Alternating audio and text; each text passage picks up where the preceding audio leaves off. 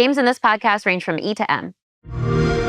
What's going on, everybody? My name is Malik Prince, and welcome back to the official Xbox podcast. And once again, I'm on location, this time at, you guessed it, Obsidian Entertainment.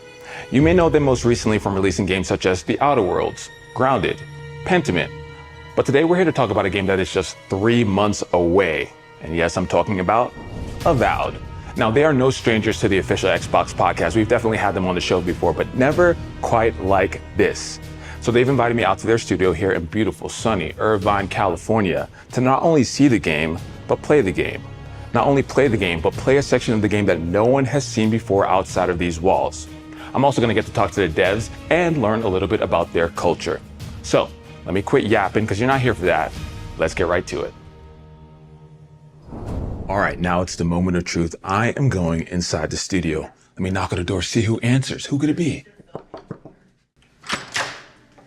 It's Carrie Patel. Carrie, hey, how's Malik. it going? Good to see you. Good to see you. Thank you for welcoming me into this beautiful studio, your beautiful abode. Well, thank you for coming to visit. Of course, of course. And I was telling everybody watching that you are no stranger to the Xbox podcast. We've talked about Avowed quite a few times, not quite like this. But this time we're 3 months away from launch. How are you feeling? How's the team feeling? I'm excited, and so is the team. Right now, we're fixing bugs, doing final polish and final tuning, but more than anything, we're excited to get Avowed into the hands of our fans and excited to see what kinds of experiences players create for themselves. Oh, nice. And I'm excited to get hands-on today, so be jealous. But as we walk through the studio, it's very clear the reverence you have for games you've released. We have Pentiment over here, this beautiful image of Grounded, a game that so many people have played and loved. In your opinion, what do you think makes an Obsidian game an Obsidian game?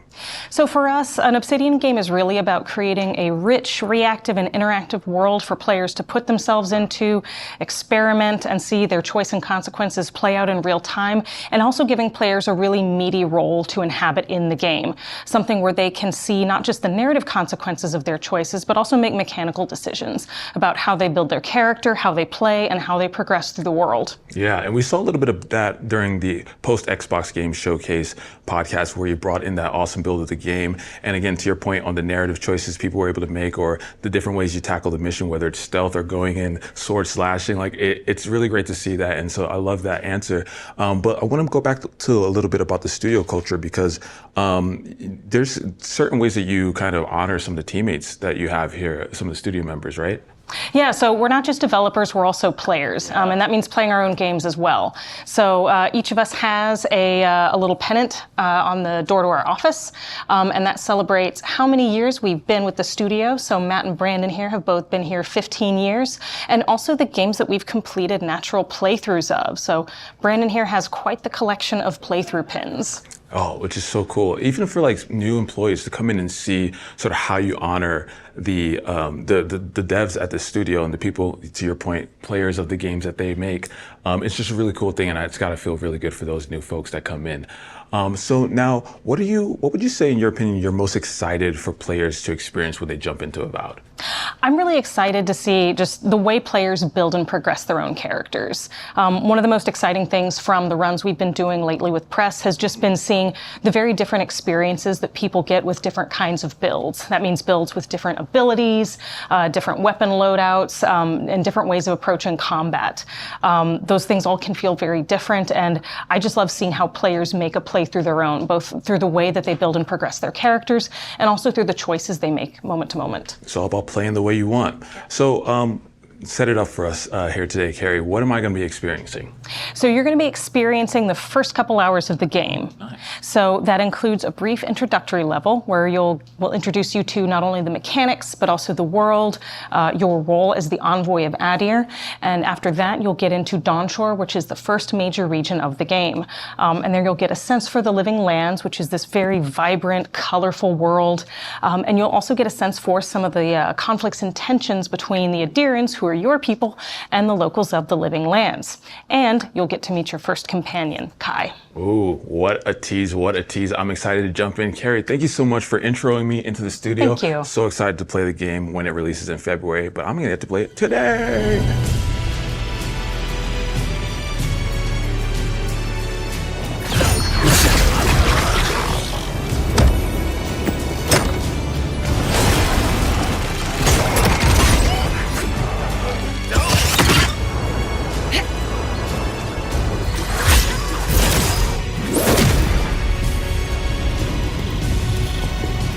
You know, for most people, getting sent to the Living Lands is a punishment. All right, everyone, we are here again to talk about Avowed. I just got to play the game, and I just want to say it is really incredible, but you don't have to take my word for it. I'm going to talk with some people who actually worked on the game. It's the awesome Avowed devs. I'm going to allow you all to introduce yourself. We'll start with you, Kate. My name is Kate Dollarhide. I'm a narrative designer on Avowed. Awesome. I'm Matt Hansen. I am the art director on Avowed. I'm Berto Ritker. I'm a region director on Avowed. Kate, Matt, and Berto. These folks are making an incredible game. I played it for the first time today. I just want to say, incredible. It's one thing to kind of hear about a game for so long. It's a different thing to finally get hands-on with the game. And it was very clear a lot of the direction, choices that you all made and really dialing into what makes an Obsidian game an Obsidian game is what I was talking with Carrie about earlier. From your perspective, I know you're 3 months away. How are you feeling? Little bit of pressure? Feeling good? I'm excited. I think it's always a little scary, sharing something you've been working on with your team for so long, but I'm excited for fans to play the game. Nice. Well, let's dive into it because we're not going to show too much of it, but I want to talk about the character creator because it's really robust. There's a lot of presets, as you know, and many of you may know, you're playing as a godlike, and that manifests itself with various different things on your face, which you can also turn off. But there's also, it's more than just your appearance, it's your background. I know, Kate, you worked a lot on the narrative. What was it like building some of the backgrounds for players? Because obviously a lot of what they choose in that setting then translates into like how characters perceive you, NPCs perceive you. So what was it like building those? Yeah, it was a process of really just looking at where the player comes from and trying to figure out how that's going to inform their role play suite, essentially. What are the boundaries of the role play experience here? So the player character is from Adir. They are a member of the court in some way. So we needed backgrounds that really suited that experience, right? The closeness to the emperor that really justified them being sent as an envoy to the Living Lands. So what feels right for the setting? Can I ask, which one did you pick? Ooh, I'm glad you asked, Kate, actually, because I wrote it down. I was the Arcane Scholar. Oh, it's my favorite one. And I chose that because, so for those of you who haven't seen it yet, the Arcane Scholar graduates with honors, and I like to consider myself an intelligent person, okay? And that's what I like to, but I want to go to Matt and Berto because, this game takes place in the Pillars of Eternity universe. Pillars, of course, an isometric game, and now you're building this game as a first-person game. What were some of the considerations in, showcasing the world that you all had to think about? Sure. I mean, there's lots of design considerations. I'll leave that to Berto. But from a purely art standpoint, people look up. That's the biggest, most obvious thing. When you're working with an isometric game, you've got a fixed camera. You know exactly how everything's going to be laid out for the player at any given moment. So you can cheat a lot of stuff. You can do some really, really fun smoke and mirrors there. And you lose access to a lot of that in a 3D space. So a lot of the challenges that we face, and this is true for any first-person game, is that you need to be able to draw the player's attention where you want them to look, but also give them interesting things to see if they're just perusing the world like I do. I'm a big wanderer when I play games, and I'm just looking at, ooh, what's over here, what's over there, And so making sure there's things that are interesting there. Sometimes there's little secrets for you to find, little insights to the quests you might be playing that aren't necessarily critical information, but curious players will find those things. Yeah. But also to finding, and this is sort of going into Berto's realm a little bit, but finding good opportunities for players to, while they're exploring in 3D, kind of go, oh, I want to climb up there and see what's up there, and then giving them a reward for that, which I'll hand off to you there. Yeah, absolutely. I mean, we want you to look around. We know you're going to look around. And so we design spaces so that they'll guide you forward along the kind of main direction that we want the quest or the area to flow. But then as you turn around, you might look around a corner and realize, oh, there's actually a path this way. Where does that go?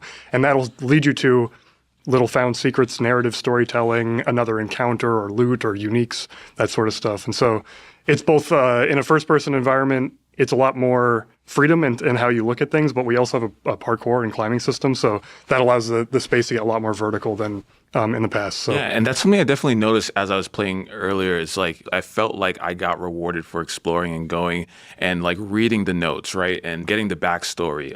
There's a scene early in the game when there's like this prisoner. She's trapped behind this gate, and you can choose.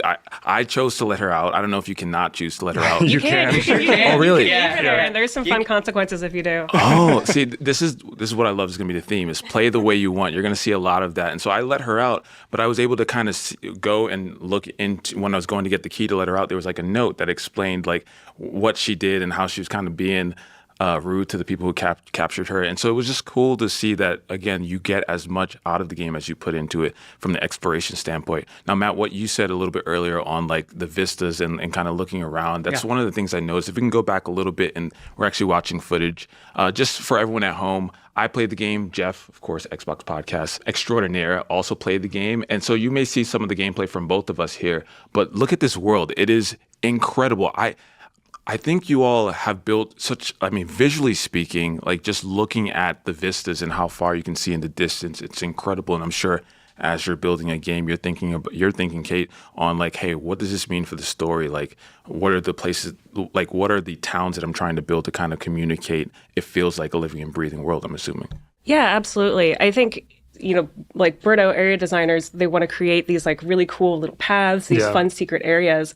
But then when you create a secret area, there has to be content that goes there, right? Yeah, of course. So then, it's narrative and area talking back and forth of like, okay, well, what can we do with this cool little pocket, this little corner of the world, right? What can we put here that tells a fun story? In the Dawnshore area, I got to do a fun one where we called back to one of the Pillars of Eternity DLCs. Those characters had come to this place and left evidence of their passage. And I think that's going to be really fun. There's tons of little things like that throughout the world for players of the previous game, players that are new to the world of AR, just fun stuff to discover. Yeah.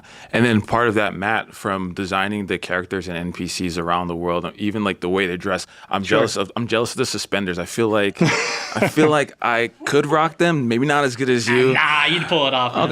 That makes me feel so good. Thank you. But I'm sure that that's a part of it too, like making the player feel like they're encountering characters who have their own style and have their own kind of way of expressing themselves is an important part in that as well, in telling the story. Absolutely. We're trying to encapsulate the culture of these people, perhaps some of their own personal preferences, to just make them more believable as living entities and not just, a guy that's waiting to talk to you. So there's a big component of that. There's also mechanical components to it as well. We want to, if we have combatants, illustrate for the player, like, that guy's in heavy armor. We know they're going to be harder to hit. They've got a big purple sash. We know they're associated with Edier, that sort of thing. So we're trying to leverage the visuals to not only make the world feel a lot more robust and believable, but also give critical gameplay information to players. Yeah, awesome. And then, Berto, I wanted to talk a little bit about Dawnshore, because one of the things that I think about when I play role-playing games is that very first area in the game. Yeah. And like that sets the tone for the entire game. And so from your perspective, like what were some of your goals and objectives in building that area and how to like really make the player feel like? There's a lot we want to introduce you to as a new player or someone who might be familiar with the world. So we want to kind of balance, like, here's a little bit of tidbits of stuff, callbacks to previous Pillars games, and stuff that'll onboard you into this world. But on top of that, we also are trying to kind of express the history of the living lands and this space. Dawnshore is the first place you go to, so it's quite a bit less extreme than the later areas you go to. But you'll see there's all these ruined gray buildings around, and those are the Pogrunen, and they came to the living lands a long time ago. And so everybody's kind of built up on top of their structures. And so that's just told through the environment art. But that's one aspect of it. And then we also want to show that the nature is getting more extreme. It's creeping towards, like, as you go further into the wilderness, it gets more and more extreme. And you'll see that even in, like, the level design will get more meandering a bit as you get into the more extreme areas. So, I think. Yeah, no, I'm looking forward to it because, again, I really felt like it set the tone for the entire game and every part of the game, the demo that I played after that. I want to go into a little bit of combat, and so this is something that obviously players have been really excited to see. Tell us a little bit, Kate, about some of the enemy types that we're going to be encountering. Sure. In the first area in particular, you're going to see Zorops, which are like humanoid lizard guys. Bears, of course, lots of enormous bears. Did you fight any bears when you played? I did fight bears, and they stood no chance against me. Oh, really? I destroyed them. I destroyed powerful. them. I was Just too strong, What can I huh? say? What Make can a I note. say? We got to tune the bears harder. Bears. Everyone's like, no, don't tell them that. It's gonna be hard. No, but it was great, and the enemy variety type was something that I loved. They're healers, obviously, long ranged sort of enemies that can attack, and then folks who are really good at shielding. And so I'm assuming that from a player perspective, as you're tackling these enemies, like we're seeing here, you really have to be dynamic in how you're choosing your abilities and how to build. Yeah, it's a very elaborate game of rock, paper, scissors, basically. And while we allow the player to build a myriad of different combat styles, we want to make sure that underneath all of those, there are utilities that they can utilize to, combat different enemy types and make sure that combat's always a little interesting and spicy. It's a fun balancing act. Yeah, for me, it was a sword and the grimoire in one hand, and that seemed to work really well for me. Yeah, it's fun. Yeah, It's it was fun. good. But then some of the enemies were really. I will say this, like I would say the combat's actually pretty challenging in a good way. It never felt unfair. It felt like whenever I did die, it felt like, okay, I understood what I did. I got too close to the enemy, or I wasn't using my power, like my spells enough, like to freeze the enemy where they were. I think that's great. And as we continue to see here, challenging and setting up a bit of a challenge for this player, Jeff. Of course. I will say in the notes Jeff sent over when he said he was fighting a bear, he said, of course, I beat the bear. All right, Jeff's he's a little cocky on that one. But speaking of bear, let's actually check out that gameplay of the boss bear, because I don't think I actually experienced this yet. I didn't get to this point yet. This is different than the regular bears that we see, or is this... Yes. Yeah. yeah. This is a bear that's been afflicted with the dream scourge, which is what the Emperor sent the envoy, the player, to investigate here in the Living Lands. So this bear has been afflicted with the dream scourge. It's become a dream-thralled bear, and it's quite a bit more powerful and aggressive as a result of that. Berto, from your perspective, like as you're building these worlds, and earlier the last fight we saw was outside, and there was places for the character to go and get a high ground, for example. And here it's a little bit different, a little darker, a little different tone. Yeah. What are some of the considerations as you're building like these worlds and where the players will encounter enemies? Yeah, I think something I probably should have touched on in my like long meandering answer about designing Dawnshore. I love But your one of the very important things as well in a first region is just giving you an introduction to the gameplay experience that in a way that's like well paced as a new player, and giving you the opportunity to experiment with any kind of weapon type or loadout you might want. So we want to give you reasonable access to as many weapons early, especially like base weapons, as possible, so you can mix and match and try those things out. And the environment will allow you to take like those range shots from high up, or go running in with a sword and board, or cast a bunch of spells. So you can do all those things. You can even use some of those abilities to get to areas of the map that wouldn't otherwise be accessible. So we want to design around that, and then also introduce you to the different archetypes of enemies, and ramp up as you get further. So like this Dream Thrall Bear here, quite a bit more difficult a little bit further into the main story. And along the way, you might, and hopefully will, get distracted by a whole bunch of other fun stuff, and then work your way up in power. By the time you get here, it's more of a satisfying challenge.